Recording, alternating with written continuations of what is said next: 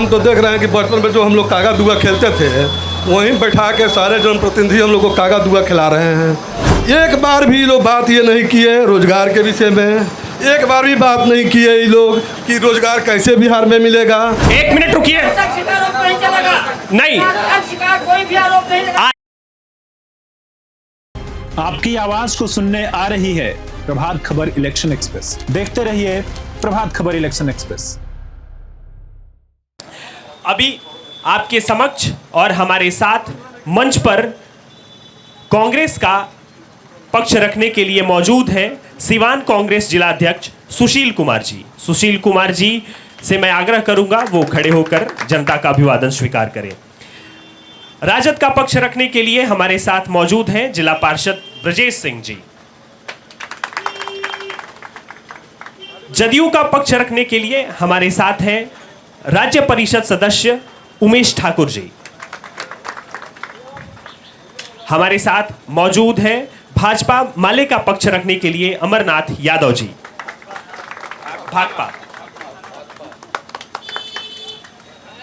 भाजपा का पक्ष रखने के लिए हमारे साथ मौजूद हैं सिसवन मंडल के अध्यक्ष संजीव सिंह जी। ये हमारे जनप्रतिनिधि हैं, आपके भी जनप्रतिनिधि हैं, और इस कार्यक्रम को शुरू करने से पहले लोकतंत्र की रक्षा में हम चाहते हैं कि एक शपथ ली जाए अपनी मतों को लेकर के, जो एक बहुत ही आवश्यक कार्य है।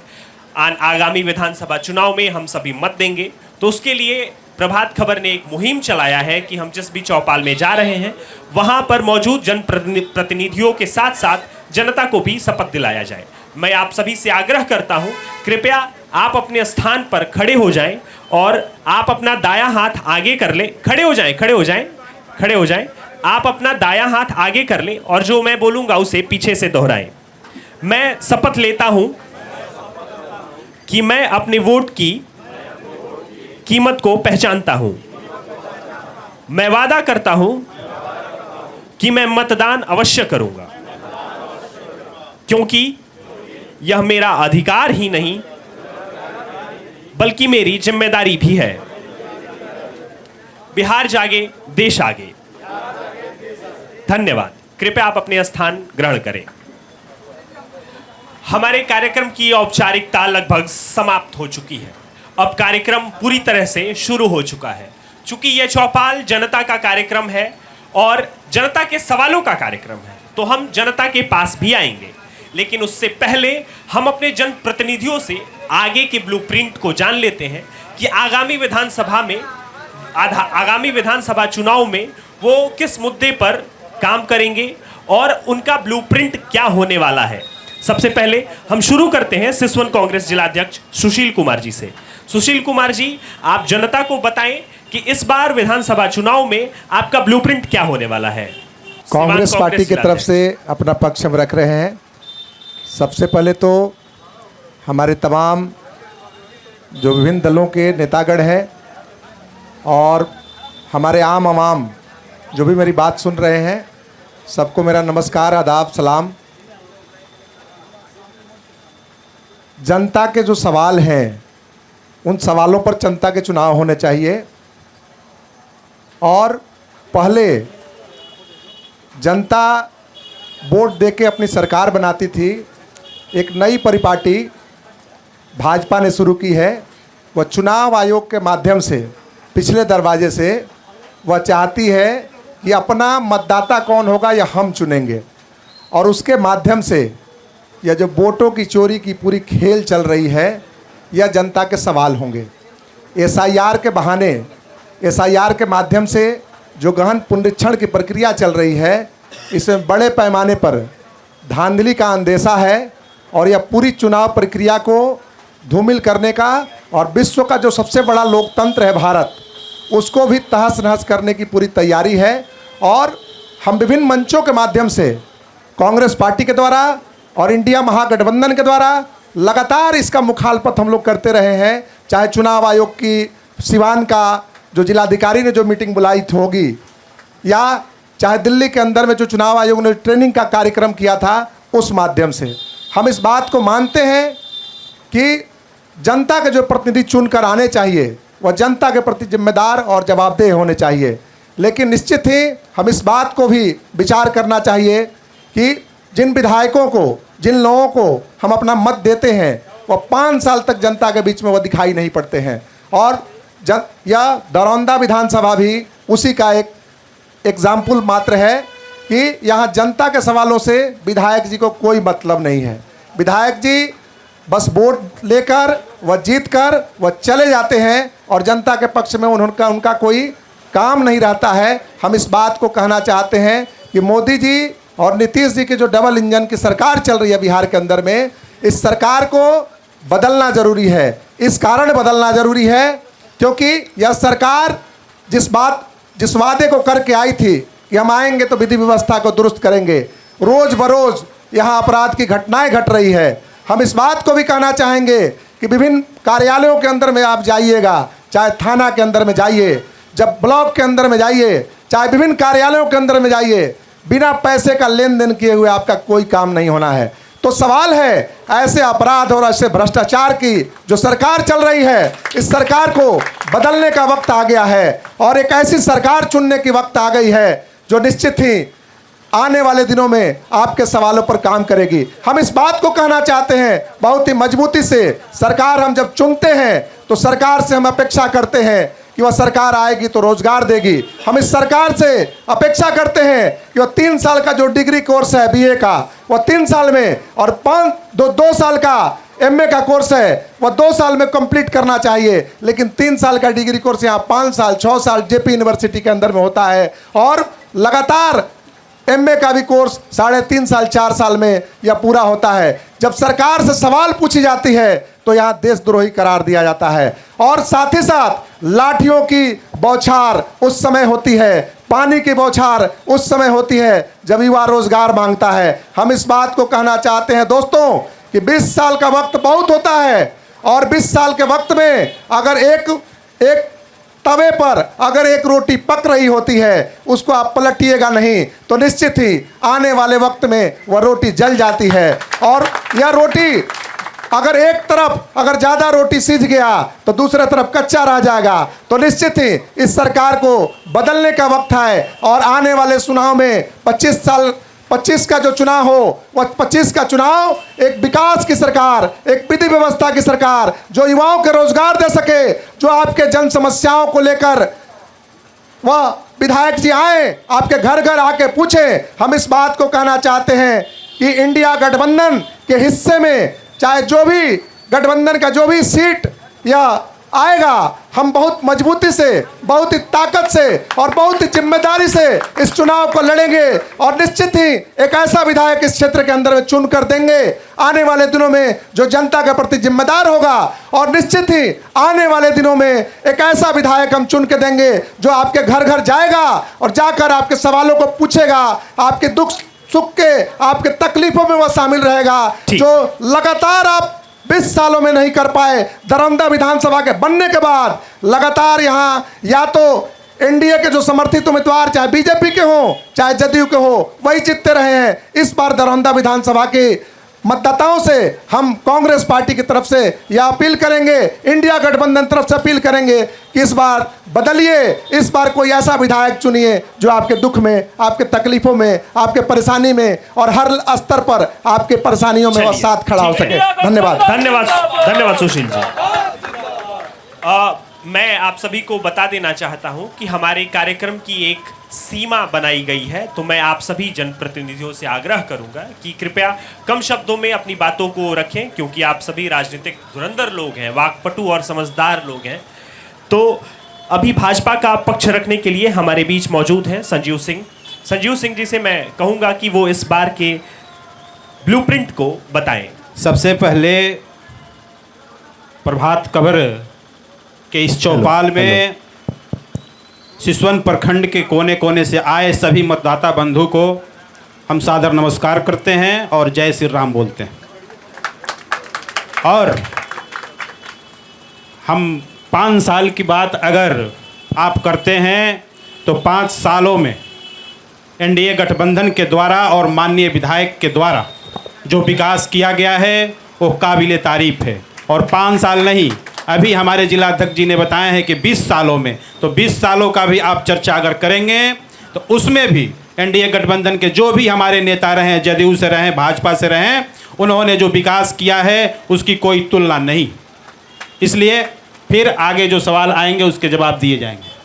चलिए, बहुत बहुत बहुत बहुत धन्यवाद संजीव जी। राजद का पक्ष रखने के लिए हमारे बीच मौजूद हैं ब्रजेश सिंह जी से। ब्रजेश सिंह जी से मैं कहूंगा कि वो इस बार के विधानसभा चुनाव के उनकी पार्टी का क्या ब्लूप्रिंट होने वाला है उसे बताएं। प्रभात खबर के इस चौपाल कार्यक्रम में चैनपुर में सभी सिसवन प्रखंड के हमारे मतदाता बंधु जितने भी हैं सबको मेरा बड़ों को प्रणाम, छोटों को प्यार और माता एवं बहनों को चरण स्पर्श। मंचासीन सभी हमारे गार्जियन तुल हमारे जिले के नेता श्री अमरनाथ यादव जी को प्रणाम। सभी मंचासीन सभी भाइयों को हमारा प्यार। दरौदा विधानसभा के अंतर्गत सिसवन प्रखंड का जो चैनपुर बाज़ार है, जितने भी हमारे इस चौपाल कार्यक्रम में आए हुए हैं हमारे अग्रज नेतागण मंचासीन है, सबको मैं नमस्कार करता हूं। और जो इस चौपाल कार्यक्रम में हमारे जनता के सवालातों को लेकर जो जनता आई है उनको भी मैं नमस्कार करता हूं। साथियों, 2005 से जब माननीय मुख्यमंत्री नीतीश कुमार की सत्ता मिली तो उन्होंने सत्ता को सेवा का माध्यम बनाया और उस सेवा के माध्यम के चलते न्याय के साथ विकास किया और 2005 से लेके 2024 तक उन्होंने सेवक बनकर बिहार का काम किया। और मेरी पार्टी का ब्लूप्रिंट है जनता दल यूनाइटेड का, जो गांधी, लोहिया, अंबेडकर, कर्पूरी ठाकुर, जयप्रकाश नारायण के विचारों पर जो हमारी पार्टी चलती है उसको नीतीश कुमार ने अपने कार्यों में कार्यान्वयन करके न्याय के साथ विकास किया और समाज के सभी वर्गों का, अगड़ा हो, पिछड़ा हो, दलित हो, महादलित हो और महिला हो, सबको समान रूप से विकास की मुख्य धारा में किया। और विकास की मुद्दा को लेकर हम इसे 25 के समर में जाएंगे और अपनी जनता के सामने हमने जो विकास किया है उन बातों को जनता के समक्ष, जो योजनाएं हमारी चल रही है उनको हम रखेंगे। हमारे एक साथी ने कहा कि जनता हिसाब दे। मुझे ज़्यादा तो इनके कांग्रेस के कार्यकाल का अनुभव नहीं है, लेकिन 65 से लेकर 90 तक जो आपने किया है उसका भी एक ब्लूप्रिंट दिखा दीजिए, तब नीतीश कुमार से 20 साल का हिसाब की मांगिए। नीतीश कुमार जिंदाबाद, कर्पूरी ठाकुर अमर रहे। माले का पक्ष रखने के लिए हमारे बीच अमरनाथ जी मौजूद हैं। अमरनाथ जी से मैं कहूंगा कि वो इस बार के विधानसभा चुनाव के लिए अपना ब्लूप्रिंट क्लियर करें। हम अपन बात शुरू करे से पहले जौन प्रभात के टीम आइल बा, चैनपुर के जनता के तरफ से, सिसवन के जनता के तरफ से हम वहाँ टीम के हार्दिक अभिनंदन करते हैं जी। आज बोले के अधिकार, वोट देवे का अधिकार, पढ़े के अधिकार डॉक्टर भीमराव अंबेडकर जी दियोनी, वहाँ के भी हम प्रणाम करता नहीं और लाल सलाम करते नहीं। अब उठा पटक में बहस में का जाइल जाओ, रउआ लो भी कितना विधायक, कितना एमपी, कितना हरौनी और कितना जितौनी, और ये आज भी हमने के सामने बा, चाहे धुरौंदा होखे, सिवान होखे, दरौली होखे, जीरादेई होखे, इस सब विधानसभा और हमने के बीच में सबसे पुरान और सबसे बलिष्ठ नेता यहाँ के बैठल बनी, जो बहुत नज़दीक से यहाँ के देखले बनी आ यहाँ से बहुत सा बात हमने के सीखे के मिलेला। आज तो कोई अपना दही के खट कहले बा, चाहे वो कितना भी खट होके, वो कहे कि हमार दही मीठे बा, चाहे वो भले खट होके कि बिना चीनी डले ना घोटाओ, इहो बात सही बा। अब हमने के बिहार के देखल जाओ तो पहले तो हमने के गाड़ी दिसो जब यहाँ का राजनीति में रहनी कि अपर कास्ट के लोग चीफ मिनिस्टर हो गए। ओहो घड़ी छुआ घोटाला भई रहे कांग्रेस के राज में, छुआ घोटाला उखिया के पेरला के कलवा में पेरला के ओकरा के छुआ कहल जात रहे। तो कांग्रेसों के राज में घोटाला भई रहे। अब 15 साल भाई बड़े लालू जी आ चाचा कहल जाला 20 साल नीतीश कुमार जी।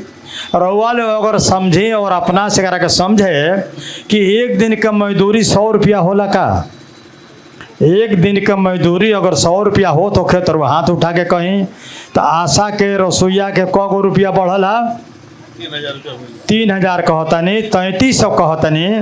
आ जबकि रउआ न्यूनतम मजदूरी बताओ तनी कि 425 रुपया प्रतिदिन लेबर के दियाई।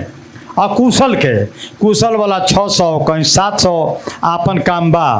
हई धुरौंधा में एगो झोर बोलेला जौना के पूरा पानी का तक और हिसाब किताब ना भइल। और सिसवन में भी पानी आवेला ओने से उसरी हसनपुरा के तरफ से आई जाला ठीक कचनार के सामने और पूरा भट गइल बा जौना से खेती हुई। ओकर नामो निशान हम विधानसभा में उठौले रहनी जब हम विधायक रहनी। तो चीनी मिल के यह सवाल बा। माननीय हमने के प्रधानमंत्री कहले रहनी कि मोतिहारी में आए तो यही चीनी मिल के चाह पिए। अभी ना खुलल ढाक के 3 पात। पचरुखिया रुआ सामने बा, सीतामढ़ी रुआ सामने बा। गांव देहात में जौन स्थिति बा ओरा कहना था मतलब आज भी जे बरियार बा वो बरियार बा। आज जे कमजोर बा ओकर करेजा धक धक आजो करता या कालो करी। यही से कहल बा कि जेकर लाठी ओकर भैंस। घूसखोरी के बात भइबे कैल हा, भ्रष्टाचार के बात भइबे कैल हा, अपराध चरम सीमा पर चढ़िए गइल बा। ना तो लड़की गइल बिया दौड़े होमगार्ड के बहाली में बेहोश हो गइल गिर गइल। आ लात के एम्बुलेंस में ड्राइवर आ कंपाउंडर बलात्कार कर दिलस। जब लड़की के होश आइल आ बयान दिलस तो अरेस्ट भइल। 2.5 साल के लड़की मात्र तियाएँ वो लड़की से भी बलात्कार कइल करे वाला आदमी अरेस्ट हो गई। तो देश के जौन स्थिति बा आई वोट वाला एगो नए चलता। पहले इतना हिसाब किताब ना होत रहे कि 12 गो है लिया वो तहर नाम कट जाई तो 60-65 लाख हमने के यहाँ से भी नाम के विदाई हो गइल बा।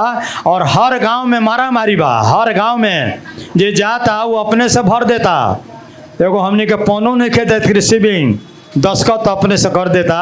इस महागठबंधन के तरफ से हम रउआ लोगन के भी अतिथि लोग के भी प्रणाम करतनी, नमस्कार करतनी। और जैसन गठबंधन तय करी अगर हमने गठबंधन में बानी सन मजबूती के साथ मन और धन तन से वो हमने के डिसीजन में वो फैसला में कूदेब सो आ निश्चित बिहार के बदले सो एमे कहीं से कोनो शंका संदेह के बात नहीं है। चलिए बहुत बहुत धन्यवाद अमरनाथ जी। हम लोग चौराहे पे चर्चा कर रहे हैं। हर विधानसभा में 5 चौराहे पर चर्चा कर रहे हैं। इस दौरान हम दरौंदा, बगौरा, पकड़ी बाजार, हसनपुरा, लहेजी गए।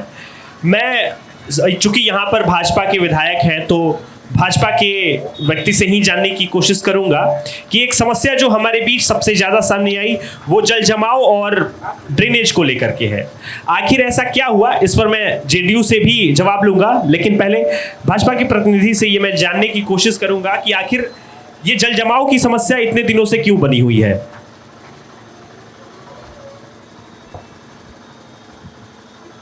अगर आपके द्वारा यह स्पष्ट कर दिया जाए कि जल जमाव कहाँ की बात कर रहे हैं तो मैं इस पर थोड़ा अच्छा से प्रकाश मैं बताता हूँ। मैं दरौंदा में गया, दरौंदा में भी यही मुद्दा था। उसके बाद पकड़ी बाजार का ये सबसे बड़ा मुद्दा है जल जमाव। हसनपुरा का भी यही मुद्दा है। इसका रिकॉर्डेड वीडियो है, मैं आपको प्रोवाइड करा दूंगा। हाँ, सबसे पहले तो मैं यह बता दूं कि विकास हो रही है और जल जमाव का जो मुद्दा है, आपका मुख्य प्रश्न रहा कि जल जमाव, तो जल जमाव जो है सड़क और नाली सरकार को बनाना है, विधायक को बनाना है, चाहे जो भी जनप्रतिनिधि है उनको बनाना है। लेकिन नाली की सफाई अगर वह नगर पंचायत है तो नगर के लोग करते, वहाँ नगर के जो कर्मचारी हैं उनके द्वारा किया जाता है। लेकिन गांव में जो नल और नलका है, नली है, उसकी सफाई कौन करेगा? वहाँ के पंचायत के जो प्रतिनिधि हैं, वार्ड हैं, उनको करना है, मुखिया के द्वारा कराया जाना है। और इसकी जो है अगर हिसाब माननीय विधायक के द्वारा और किसी पार्टी और सरकार से आप मांग रहे हैं तो यह तो जनहित की बात नहीं है मेरे समझ से। क्या ये जो छोटी छोटी समस्याएं हैं उसका विश्लेषण या फिर उसको वो विधायक के अंतर्गत नहीं आती है? क्या विधायक पंचायत में इंटरफेयर नहीं कर सकता है जी? क्या विधायक पंचायत में इंटरफेयर नहीं कर सकता है? एकदम कर सकता है। तो फिर एकदम कर सकता है। विधायक का जिम्मेदारी है, जिस विधानसभा क्षेत्र से वो आते हैं उसकी जिम्मेदारी है कि वो उसकी सर सफाई और व्यवस्था कर सकें। लेकिन जिस वार्ड में हमारे विरोधी कोई वार्ड है, मुखिया है, जिला पार्षद हैं, चाहे जो भी हैं, उनकी भी तो जिम्मेदारी बनती है। विधायक जी बैठ करके नाले की सफाई नहीं न करेंगे, विधायक जी बैठ करके रोड की सफाई तो नहीं करेंगे, विधायक जी बैठ करके आपके घर पे चौकीदारी तो नहीं करेंगे। क्या 90 का दशक बिहार भूल गया क्या? चलिए, 90 का दशक बिहार नहीं भूला है, उसको भी याद करने की जरूरत है। चलिए ठीक है, मैं जदयू के उमेश ठाकुर जी से इस पर टिप्पणी चाहूंगा, वो क्या कहते हैं। चूंकि मैं अपने सामने बैठे ऑडियंस को भी ये क्लियर कर दूं, जो हम 5 जगहों पर गए हैं वहां के ज्वलंत मुद्दों पर पहले जनप्रतिनिधियों से बात करेंगे, उसके बाद हम आपके बीच भी आएंगे। आपके बीच जो सवाल होंगे आपके सवाल को भी लेंगे और हम कोशिश करेंगे कि बहुत कम से कम समय में सवाल और जवाब हो। उमेश जी, जैसा आपने कहा कि जल जमाव की जो स्थिति है, पकड़ी बाजार सड़क बना डीबी गांव से पकड़ी बाजार चेरई होते हुए लीलाशाह के पोखरा कमला चौक तक, उस सड़क पर पकड़ी बाजार जब सड़क बन गया तो वहाँ के दोनों तरफ से दुकानदार अपने अपने दुकान के आगे मिट्टी डलवा दिए। और जब मिट्टी डलवा दिए तो चूँकि मैं वहाँ का स्थानीय व्यक्ति हूँ, मैंने वहाँ देखा कि जल जमाव हुआ। हमने लोगों से वहाँ बैठकर बात की और बात को एक आवेदन द्वारा अंचलाधिकारी को सूचित किया गया कि जितने अवैध दुकानदार हैं, सड़क से अगर 3 फुट की दूरी उसकी नहीं है तो टोटल दुकानदार को तोड़ दिया जाए। आदेश हो गया है कि उस जल जमाव की स्थिति को कर लिया जाए। स्थानीय लोगों ने इस समस्या का समाधान कर लिया है। आज भी आप गए होंगे तो यह बात सामने देखने को मिलती होगी कि आपने देखा कि दुकान के आगे दुकान बनवा दिया गया है और वह टोटल जमीन जो है वह नहर का जमीन है। नहर से टोटल लोग पैसा उठा लिए हैं। इसके जो दुकानदार है उसके बात हुई, प्रतिनिधियों से बात हुई, विधायक के प्रतिनिधि बुलाकर उसमें विधायक जी ने अपने भाई को भेजा था, जिला अध्यक्ष ने अपने प्रतिनिधि को भेजा था, सबसे बात हो गई है। इस लगता है कि 2-4 रोज में सीओ साहब उसका नापी करवा कर उसका निराकरण कर लेंगे। धन्यवाद। ब्रजेश सिंह जी, आपका इस मुद्दे पर क्या कहना है? जो जल जमाव की स्थिति है और यहाँ से पानी निकास की स्थिति है और सिंचाई की स्थिति है, अभी हम लोग के यहाँ चांदपुर वितरणी नहर है। अगर भगवान का मेहरबानी नहीं होता तो 50 गांव में धान का फसल नहीं होता। पूरे किसान पंपिंग सेट और बिजली के माध्यम से रोपनी किए हैं। क्या हमारे स्थानीय माननीय सांसद, माननीय विधायक की जवाबदेही इस पर नहीं बनती है कि अपने किसानों को सिंचाई की व्यवस्था करें? और रह गई जल जमाव की स्थिति, तो जल जमाव की स्थिति में सरकार का बड़ा बड़ा प्रोजेक्ट है। अगर विधानसभा में इसका क्वेश्चन किया जाए, सरकार लेवल पर इस पर प्रभाव डाला जाए तो इसकी निकासी हो सकती है। चलिए, धन्यवाद। चूंकि आपने सिंचाई की बात की, हम लोग बगौरा में थे तो सिंचाई को लेकर के बड़े सवाल उठे। मैं कांग्रेस के प्रतिनिधि सुशील जी से इस पर टिप्पणी चाहूँगा कि आखिर क्षेत्र में सिंचाई को लेकर समस्या है, हम ग्राउंड्स पर जाके समझ चुके हैं। आप इस पर क्या टिप्पणी करना चाहेंगे? और सबसे बड़ी बात मैं क्लियर कर दूं, समस्या है, चूंकि आप लोग समाज से जुड़े हुए लोग हैं, समस्याओं से रोज 2-4 होना आपका काम है। इसका साथ साथ, समस्या के साथ साथ उसका सॉल्यूशन भी आप बताएं, क्योंकि जनता से हम जानने की कोशिश की है कि ठीक है ये समस्या है, सिंचाई नहीं हो पा रही है, इसका सॉल्यूशन क्या है। तो लोग थोड़े से कंफ्यूज थे। सर आपसे मैं ये कहूँगा कि आप उसका सॉल्यूशन भी बता दें। प्रभात खबर को, टीम को हम फिर से धन्यवाद करें। यह जनता की जो समस्याएं हैं, जो जनप्रतिनिधि हैं, उनकी जिम्मेदारी है कि वह समस्याओं का निदान करें। इसीलिए जनता उनको वोट देती है। 5 साल के अंदर में एक बार वोट देने का मौका मिलता है और वही वोट काटने की तैयारी चल रही है। मतलब कि आपका कोई वैल्यू नहीं रहेगा। और वह सीधे तौर पर आपको उड़ा दिया जाएगा वोटर लिस्ट से। हम इस बात को जो जल जमाव का सवाल है, या सीधा तौर पर हम यह कहेंगे कि अगर जैसे नालियों का जो निर्माण होता है वह सही तरीके से किया जाए, उसका बेस पॉइंट अगर सही लिया जाए तो यह समस्या का निदान हो सकता है। सर इरिगेशन पॉइंट था, सिंचाई। पहले हम जल जमाव वाले पर आते हैं। यहाँ क्या हम देखते हैं कि एक बार जब सड़कें बनती हैं तो सड़कें ही सिर्फ बनती हैं, नालियाँ नहीं बनती है उसमें। और जब नालियाँ बनती हैं तो फिर सड़कों को तोड़ा जाता है और फिर उसके बाद डबल कमीशन उसमें कमाया जाता है। यह तो एक बात है। तो जल जमाव और सड़कों का निर्माण दोनों ही समस्या का निदान वह सही तरीके से अगर नीतिगत तौर पर अगर सरकार तय करे तो उसका निदान निकाला जा सकता है। सिंचाई का जहाँ तक मसला है, आप याद कीजिए कि कांग्रेस की जो गवर्नमेंट थी उस समय नहरों का जाल बिछाया गया पूरे बिहार के अंदर में, और यह जो नहरों का जाल बिछाया गया उस दरमियान में उस नहरों का रख रखाव नहीं किया गया, उड़ाही नहीं की गई। और इस कारण से आप सोचिए कि अभी तो बारिश हो रही है 2 दिन से, थोड़ा चैन की राहत की सांस लोग ले पा रहे हैं, नहीं तो पंपिंग सेट चला के सिंचाई कृत्रिम तरीके से करके या कितना देर तक ऐसे सिंचाई किया जा सकता है। निश्चित ही नहरों का जो जाल हो वो बिछाए, सरकार सही तरीके से उसका रख रखाव करे, समय समय पर उड़ाही अगर हो तो निश्चित इस समस्या का निदान निकाला जा सकता है। चलिए ठीक है। ब्रजेश जी मुझे बता रहे थे कि अमरनाथ जी महागठबंधन के यहाँ नेता है, चूंकि मुझे लग रहा है कि वो अनुभवी भी है, तो वो एक परफेक्ट सॉल्यूशन इसका बता सकते हैं। अमरनाथ जी। सबसे पहले तो हमने के देश में जनता के समझदारी बदले खातिर पढ़ाई और लिखाई 1 नंबर पर, पढ़ाई लिखाई सिंचाई 1 नंबर पर।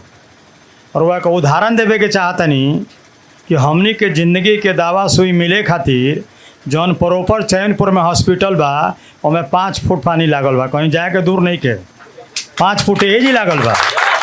यह विधायक के जिम्मेवारी बनता, विधायक के जिम्मेवारी बनता कि वह ना करे के बनवाए तो विधानसभा में सरकार के लगे क्वेश्चन भी उठा दी।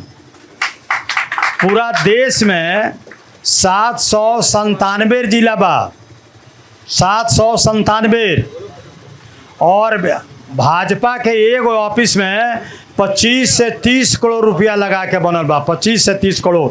चाप भिरुआ देख ले, यह रुपया कहाँ से आवता, रुपया के रुआ के देता, लेकिन हमने के वो कुत्ता काटला के दवा भी हॉस्पिटल में उपलब्ध नहीं है, समय पर डॉक्टर भी उपलब्ध नहीं है। इस स्थिति बा। 1970 में नहर खोदाइल, वो घड़ी गीत गाई सजे, नहर खोदाई आ धान रोपाई आ नहर पर हमने के गाड़ी चली, केने धान रोपा गई। 1970 आज तक केने धान रोपाता, प्लास्तरा भइल बा नकली, जौन कांचा रहे तो पाट जात रहे ओकरे के मुँह देहल गईल। आज भी पानी नहीं आवत, काल भी पानी नहीं आवत रहे। चलिए तो पानी नहीं आवत रहे और आज भी। लेकिन इतना रुपया अब वोट में जब हमने के माननीय नेता तेजस्वी यादव का नाम कट जाता तो गरीब दुखिया के जौन स्थिति बा तो हमने के सामने बा। तो जिम्मेवारी सरकार भी आ, आरएसएस और भाजपा के सरकार से पूछे के बा, जे पावर में रही ओकरा से पूछाई कि जे ना पावर में रही ओकरा से पूछाई। क्वेश्चन माननीय प्रधानमंत्री से होई कि राहुल गांधी से होई, माननीय प्रधानमंत्री से कल ले।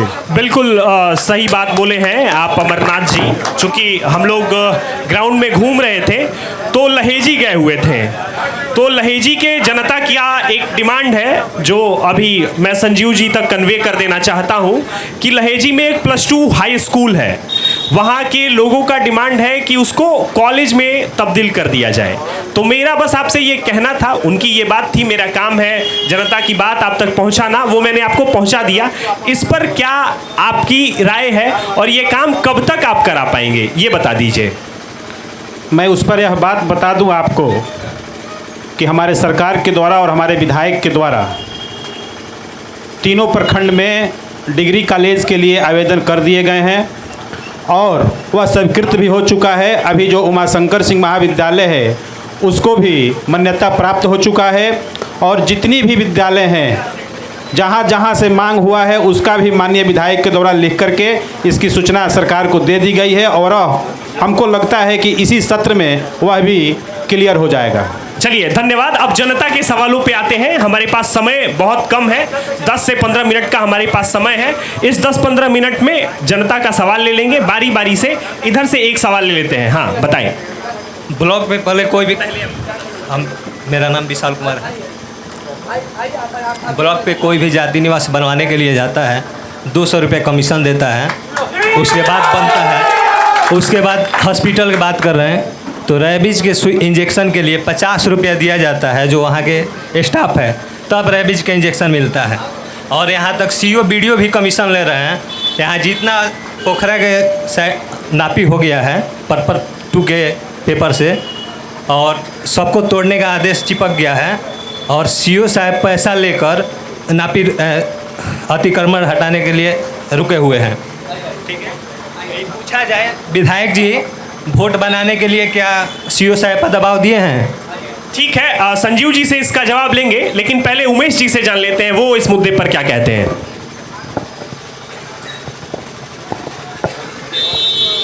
साथी ने कहा कि जाति निवास में 200 रुपया लिया जाता है। साथी को जानकारी होगी कि बिहार सरकार ने लोक अधिकार अधिनियम जो है उसको पारित किया था, और उसके माध्यम से जाति निवास बनाने के लिए ऑनलाइन आवेदन किया जाता है, और उस ऑनलाइन आवेदन की समय सीमा है 7 दिन।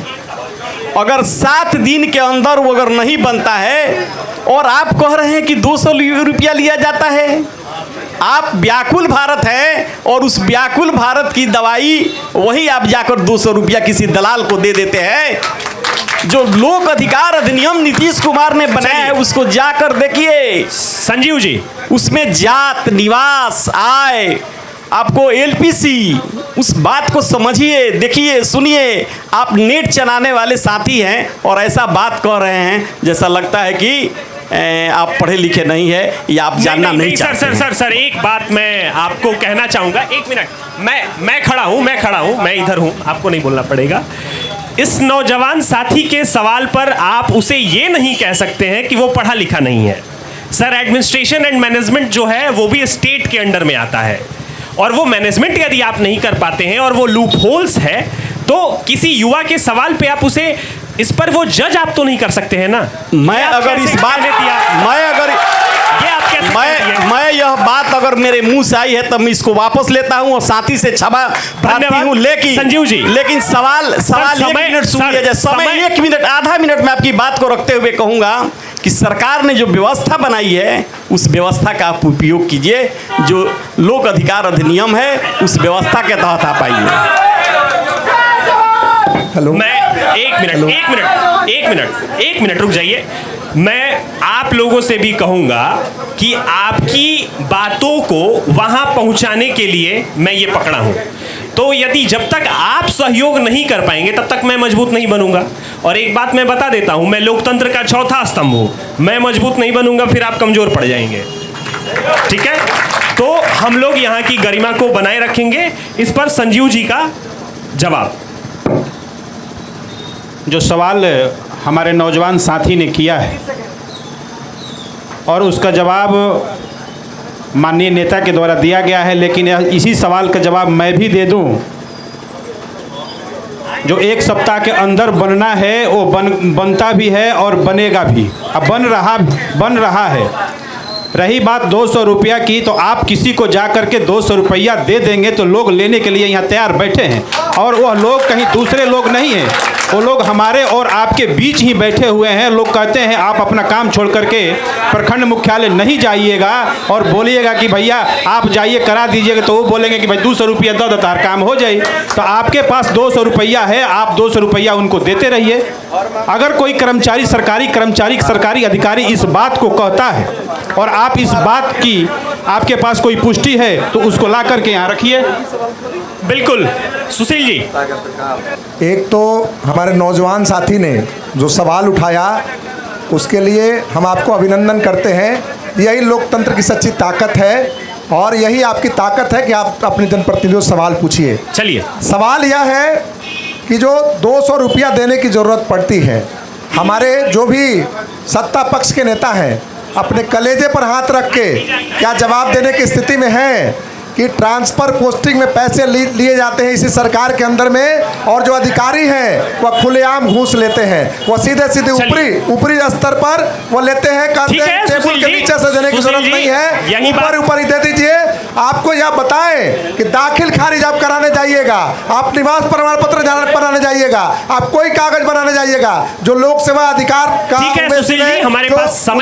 उदाहरण दिया वह रद्द हो जाएगा, और जहां पैसा जब दिया जाएगा तो वही काम सही हो जाएगा। यह सच्चाई है, इस बात से आप इनकार नहीं कर सकते हैं। और व्याकुल भारत कभी भी युवाओं को आप नहीं कहिए, युवाओं की ताकत को नजरअंदाज नहीं कीजिए, इसको ललकारिए नहीं। सुशील जी, हम लोग सवाल का जवाब लेते हैं और फिर सवाल का जवाब लेते हैं। जितना कम समय में ये काम होगा हमारा भी काम आसान होगा, और आप भी बहुत व्यस्त लोग हैं, अन्य अन्य जगहों पे जाना है, लोगों से बात करनी है, समस्याओं का निदान करना है। तो सवाल और 2 से 3 मिनट में जवाब, और सवाल भी 1 से 2 मिनट में हो जाना चाहिए। हमने धर्मेंद्र कुमार पांडे नाम है मेरा। आप बोले थे कि इस चौपाल के माध्यम से जो 20 साल का कार्य है, 20 साल का जो कार्य है वो हिसाब जनप्रतिनिधियों से लेना है। तो हम तो देख रहे हैं कि बचपन में जो हम लोग कागा दुआ खेलते थे वहीं बैठा के सारे जनप्रतिनिधि हम लोग को कागा दुआ खिला रहे हैं। एक तो उनको बता रहे हैं कि वो चोर है, वो बता रहे हैं उनको गलत है, वो बता रहे हैं उनको है। और सत्ता का मलाई 35 साल में जितने लोग बैठे हैं सभी लोग खाए हैं, चाहे वो माले हो, चाहे जदयू हो, चाहे आरजेडी हो, चाहे भाजपा हो, ये सारे लोग मलाई खाकर बैठे हुए हैं। अब पब्लिक को बैठ के कागा दुआ फिर खिला रहे हैं। अब देखिए कागा दुआ खिलाना शुरू हो गया है। 35 साल से बिहार के लोग कागा दुआ खेल रहे हैं, और उसके बाद जितना कागा दुआ खिलाना हो ये कागा दुआ हम लोग खेल रहे हैं। एक बार भी लोग बात ये नहीं किए रोजगार के विषय में, एक बार भी बात नहीं किए ये लोग कि रोजगार कैसे बिहार में मिलेगा। इसके लिए कौन से उठा रहा है? तो प्रशांत किशोर पीके ये बिहार में, और ये लोग बैठे हैं तो बोल रहे हैं कि वो चोर है, वो बताएंगे वो चोर है, वो बताएंगे कि वो हिंदू है, वो बताएंगे कि मुसलमान है। इसी में पूरे भारत बिहार को ये लोग बटाए रखेंगे। मुस्लिम डर के वोट दे दे आरजेडी को, हिंदू डर के वोट दे दे बीजेपी को, ये लोग बैठ कर मलाई खाते रहेंगे। देखिए कितने प्रेम से ये लोग। क्या नाम है आपका? जनता में देखिए। क्या नाम है आपका? धर्मेंद्र कुमार पांडे। ब्रजेश जी, धर्मेंद्र जी का कहना है कि 35 सालों से आप लोगों ने कुछ नहीं किया, क्या कहना चाहेंगे आप, चूंकि सरकार में आप भी रहे हैं? भाई धर्मेंद्र जी जो बोले तो 20 साल में जो भी सरकार चल रही है, 20 साल से जो बोले उस पर लागू हो रहा है। हम लोग की जो सरकार थी तो उस समय ब्लॉक में 200 रुपया नहीं लगता था। एक छोटे मोटे कार्यकर्ता का भी BDO साहब के पास मान सम्मान था। आज के डेट में मुखिया जी और जिला पार्षद जी का सम्मान नहीं है। आम जनता का कहाँ BDO साहब के पास सम्मान है? इसलिए 15 सालों में मान सम्मान हमारी सरकार में थी। आम जनता का बोलने का अधिकार था, आवाज़ था। किस्मन सिवान पथ पे जो पॉलिटेक्निक कॉलेज बाउंड्री जाने वाला रोड है, 2020 में शिलान्यास हुआ, आज तक उसका काम नहीं हुआ। इसके लिए जिम्मेदार कौन है? दूसरा, मैदान मंदिर में जो लूट खसोट हो रही है, जो नीतीश कुमार जी पैसा दिए, वो कहाँ गया विकास का? इसका जवाब माननीय विधायक जी से आप लीजिए। चलिए, भाजपा से तो मैं इसका जवाब लूंगा ही, लेकिन पहले उमेश जी से जान लेते हैं, क्योंकि 2 टर्म में पहले भी उनके विधायक रह चुकी हैं। उमेश जी क्या कहेंगे? जहां तक मेहंदार की बात है, सरकार के द्वारा निर्धारित किया गया था जहां जहां दर्शनीय स्थान है उसको पर्यटकीय सुविधा बहाल की जाएगी। उस सुविधा में तालाब का परिक्रमा पथ, विवाह भवन, ये सारे बना हुआ है। ऐसी बात नहीं है कि उसमें लूट खसोट हुई है, ऐसी बात नहीं है। काम हुआ है। अगर कभी आप समय निकाल करके अपने इस कार्यक्रम से कभी महेंद्रनाथ जाइएगा तो आपको दिखाई देगा। और साथी का कहना है, ठीक है, यहाँ पर आप इस बात को सुनिए महोदय। पहले देखिए, आप तो बात को सुनने के लिए तैयार रहिए। मैं जो कह रहा हूँ, मैं एक बात आप लोगों को बता दूं कि हम अभी जहां बैठे हैं वहां हमारे सवाल सार्थक तभी होंगे जब हमारे पास श्रवण शक्ति होगी और धैर्य होगा। हम बस बोल दें इससे नहीं हो पाएगा, हमारे पास सुनने की भी क्षमता होनी चाहिए। ठीक है, तो पहले उमेश जी को सुन लेते हैं। उमेश जी, अलग अलग क्षेत्रों में, विवाह भवन में, तालाब का परिक्रमा पथ में, घाट में जो पैसा सरकार ने दिया था उसका 100% उपयोग हुआ। तालाब की खुदाई करनी थी, मनरेगा से करना था। बैठे हुए हैं हमारे जिला परिषद, उस समय भी जिला परिषद के सदस्य भी थे माननीय ब्रजेश बाबू। सारे जिला परिषद के सदस्यों और मुखिया को मनरेगा के तहत चलिए ठीक है, तो ब्रजेश जी से ही एक कमेंट ले लेते हैं इस पर, वो क्या कहते हैं।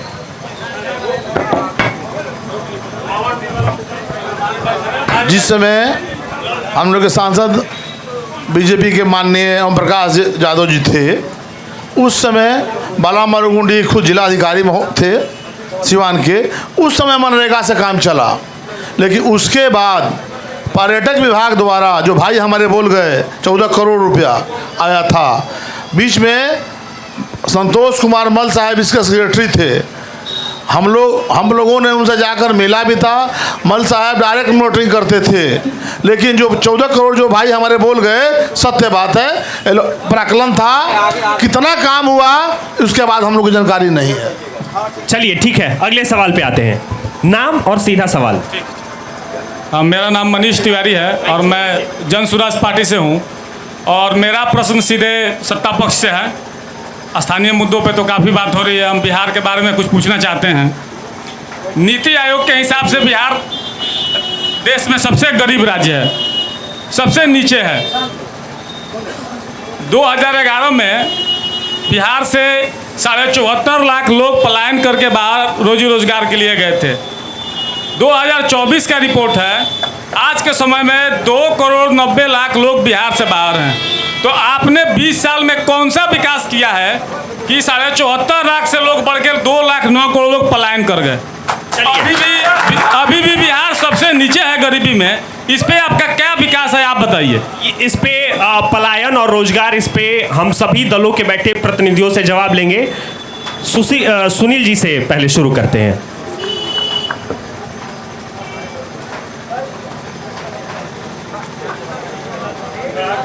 विकास का जो मसला है, यह 17 महीने के बीच में तेजस्वी जी के नेतृत्व में जो सरकार चल रही थी, उसने एक मिसाल कायम किया लोगों को रोजगार देने का, और मिसाल कायम किया कि कैसे लोगों की दुख तकलीफ़ों में शामिल हुआ जा सकता है। हमारे ही दबाव में अभी 1100 रुपया वृद्धा पेंशन, दिव्यांग पेंशन किया गया है। यहाँ आंगनबाड़ी के या और अन्य चीज़ों के बात उठाया गया है। हम इस बात को कहना चाहते हैं कि जो विकास का जो सवाल है, जो रोजगार का सवाल है, यह जनता का ज्वलंत सवाल है, और हमारी सरकार जब आएगी तो इस पर नीतिगत तौर पर संजीव जी से पूछ लेते हैं, काम करेगी। संजीव जी, मिलों को खोला जाएगा। मतलब पलायन जो है एक बहुत ज्वलंत मुद्दा है, इस पर आप क्या कहना चाहेंगे?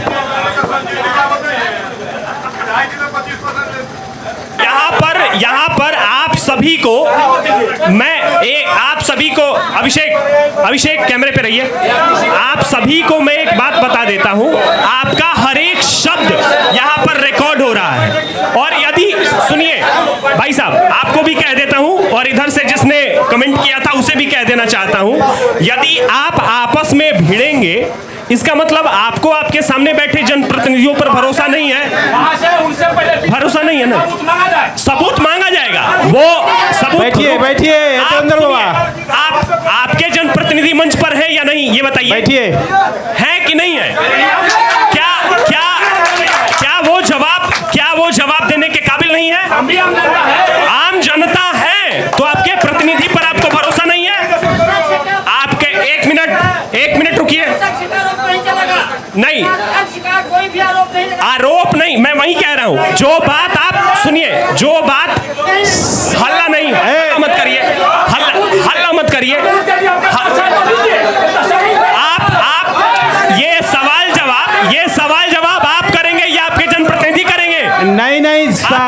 सवालों के जवाब देने के लिए सभी जनप्रतिनिधियां बैठे हुए हैं।